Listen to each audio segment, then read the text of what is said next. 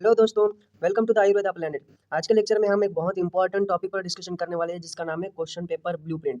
क्या होती है ब्लूप्रिंट और ब्लूप्रिंट के बारे में सारे क्वेश्चंस का आंसर हम इस वीडियो में जानेंगे। बहुत से स्टूडेंट्स को ब्लूप्रिंट के बारे में कुछ भी पता नहीं होता है, तो आज की वीडियो उन स्टूडेंट्स के लिए बहुत हेल्पफुल होने वाली है जो कि upcoming BMS first year university exam को फेस करने वाले। So let's start the video.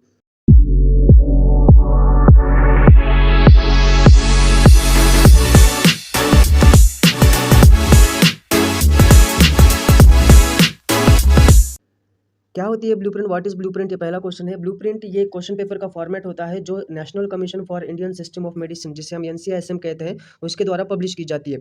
ये एक क्वेश्चन पेपर का फॉर्मेट होता है जो कि इंडिया के सारे यूनिवर्सिटीज़ इस पेपर फॉर्मेट को फॉलो करते हुए अपना पेपर कंस्ट्रक्ट करती है या फिर उन्हें करना पड़ता है। सो ये अगर कोई स्टूडेंट अगर एग्जाम को फेस करने वाला है यूनिवर्सिटी बीएमएस के, तो उसे ब्लूप्रिंट का नॉलेज होना बहुत ज़रूरी होता है। बिकॉज इस ब्लूप्रिंट में बहुत सारे बहुत कुछ हमें इन्फॉर्मेशन दी जाती है, जैसे कौन सा क्वेश्चन कौन से टॉपिक से पूछने वाले हैं। जैसे कि हमें पता है हमारा क्वेश्चन पेपर का फॉर्मेट 20 एमसीक्यूज पूछे जाते हैं, 8 एसएक्यू एंड 4 एलएक्यू। सो इस ब्लूप्रिंट में आपको कौन सा एसएक्यू, कौन से नंबर का एसएक्यू किस टॉपिक से पूछा जाने वाला है वो भी लिखा हुआ होता है। और दूसरा क्वेश्चन कि क्या ब्लूप्रिंट के अकॉर्डिंग पेपर कंस्ट्रक्ट होता है, तो यस, ब्लूप्रिंट के अकॉर्डिंग ही पेपर कंस्ट्रक्ट होता है। और क्या हम ब्लूप्रिंट पर ट्रस्ट कर सकते हैं? So yes, definitely you can trust on the blueprint, क्योंकि ये एनसीईआरएम के थ्रू पब्लिश किया हुआ होता है, तो सारे यूनिवर्सिटीज़ को ये फॉलो करना पड़ता है। अभी हम आपको आगे जब क्वेश्चन पेपर का फॉर्मेट या ब्लूप्रिंट बताएँगे, तो साथ में हम आपको प्रीवियस ईयर के क्वेश्चन पेपर का भी रेफरेंस देंगे। उसके बाद आपको खुद ही उस पर ट्रस्ट हो जाएगा। ओके। सो हमें जैसे पता है कि हमारी यूनिवर्सिटी एग्जाम का फॉर्मेट कुछ इस तरह से होता है। मल्टीपल चॉइस क्वेश्चन एमसीक्यू हमें 20 पूछते हैं, 20 मार्क्स के। सो उसमें यहाँ पर लिखा हुआ है, देखिए कि मस्ट टू नो पार्ट से 15 एमसीक्यू आएंगे, डिजायरेबल टू नो टॉपिक से 3 एमसीक्यू आएंगे and nice to know part से 2 एमसीक्यूज आएंगे। इसका इनडायरेक्टली मीनिंग ये होता है कि 15 एमसीक्यू ये इजी रहेंगे, ये 3 एमसीक्यू मॉडरेट रहेंगे एंड 2 एमसीक्यू ये हार्ड लेवल के रह सकते हैं। अभी सिर्फ इतना ही नहीं, हमें ये सब भी दिया होता है कि फर्स्ट एमसीक्यू कौन से टॉपिक से आने वाला है वो भी लिखा हुआ होता है। तो यहाँ पर लिखा हुआ है, हम देखते हैं कि टॉपिक नंबर 1 से टोटल 5 एमसीक्यूज ये पूछे जाते हैं। और अभी हमारे पास ये एमसीक्यू का पेपर नहीं होता है, क्योंकि कुछ यूनिवर्सिटीज़ एमसीक्यू का पेपर नहीं देते हैं, मतलब वो वापस ले लेते हैं। लेकिन कुछ यूनिवर्सिटीज़ देते हैं, तो आप चेक कर सकते हैं कि वहाँ पर वो पूछा गया है कि नहीं। सो टॉपिक नंबर 1 से 5 एमसीक्यूज पूछे जाते हैं, और टॉपिक नंबर 2 से अगले 6 नंबर टू 10 नंबर के एमसीक्यूज ये टॉपिक नंबर 2 से पूछे जाते हैं। और फिर टॉपिक नंबर 5 से भी 5 एमसीक्यूज होते हैं। सो ये पूरा और ये फॉलो होता है, मतलब ये नंबर वाइज भी फॉलो होता है। 7 नंबर का एमसीक्यूज टॉपिक नंबर 2 से ही होगा। ऐसे इतना ट्रस्ट हम यहाँ पर कर सकते हैं। फिर आगे का जो है टॉपिक नंबर 10 से 3 एमसीक्यूज आते हैं, और टॉपिक नंबर 11 से ये 19 टू 90 और 20 ये जो एमसीक्यू नंबर होता है वो टॉपिक नंबर 11 से पूछा जाता है। तो अभी इसका फ़ायदा क्या होता है, हमें इसका क्या फ़ायदा होता है? तो एमसीक्यूज के लिए जब हम स्टडी करते हैं, तो topic number 1, topic number 2, topic number 5 और टॉपिक नंबर 10 एंड 11 इसी टॉपिक से एमसीक्यूज के क्वेश्चंस आते हैं। तो हम जब स्टडी करते हैं तो हमें इसके अकॉर्डिंग करनी चाहिए इस टॉपिक की, कि इस टॉपिक से इतने एमसीक्यूज आते हैं।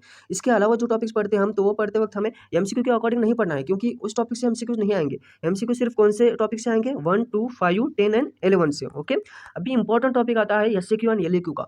शॉर्ट आंसर क्वेश्चंस, यहाँ पर आप देख सकते हैं शॉर्ट आंसर क्वेश्चन में उन्होंने 8 क्वेश्चंस होते हैं, हमें 5 मार्क्स ईच होते हैं, ये हमें पता होता है। यहाँ पर लिखा हुआ है मस्ट टू नो पार्ट से 7, मतलब 1 question on desirable to know and know questions on nice to know question, मतलब हार्ड लेवल का क्वेश्चन एसएक्यू में नहीं पूछा जाता है। 7 क्वेश्चन जो होते हैं 8 में से वो must to know, that means it will be easy.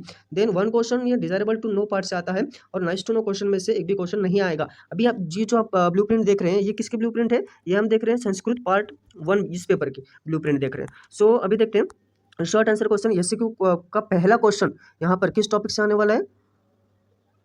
ये टॉपिक नंबर 1 टॉपिक 6 से पहला एमसीक्यू आने वाला है, और क्वेश्चन क्या आने वाला है वो भी हमें यहाँ पर दिया होता है। अद्वैतानाम पदानाम संति छित्वा व योजित व लिखत, ये 5 मार्क का क्वेश्चन होगा। 5 क्वेश्चन होंगे उसमें, 1 मार्क ईच, ऐसा क्वेश्चन, और ऐसा ही क्वेश्चन आता है। अभी आपको अगर मैं ये बोलूँगा कि ऐसा ही सेम क्वेश्चन आता है, तो आपको यकीन नहीं होगा, लेकिन अभी मैं स्क्रीन पर ये आपको ये इमेज दिखा रहा हूँ, इसमें आप देख सकते हो ये 2023 का समर का पेपर है, महाराष्ट्र की यूनिवर्सिटी का, एमयूएचएस यूनिवर्सिटी का। इसमें आप देख सकते हैं कि जो लघुत्तरी प्रश्न जो शॉर्ट आंसर क्वेश्चन में है, पहला वाला अद्वैतानाम पदानाम संधि छित्वा वो योजित व लिखत, मतलब ब्लूप्रिंट में जो क्वेश्चन दिया गया था वैसा ही same as it is question पहला वाला वहां पर हमें दिखता है। अभी वो जो 5 क्वेश्चन पूछते हैं, रागादि क्वचित प्लस धर्म, ये ऐसे, और 1 मार्क ईच होता है। सो ये हो गया प्रूफ उसका कि ये सिलेबस कॉपी फॉलो होती है। आगे देखते हैं टॉपिक क्वेश्चन नंबर 2, मतलब एसक्यू नंबर 2 ये टॉपिक नंबर 7 से पूछा जाएगा। टॉपिक नंबर 7 से अधो क्या है ये क्वेश्चन कैसे आएगा? अधोदंतानाम पदानाम विग्रह वाक्यम समस्त पदम व लिखत। ये 5 क्वेश्चन्स हो गए, इसके भी 1 मार्क ईच। तो देखते हैं कि ऐसा ही क्वेश्चन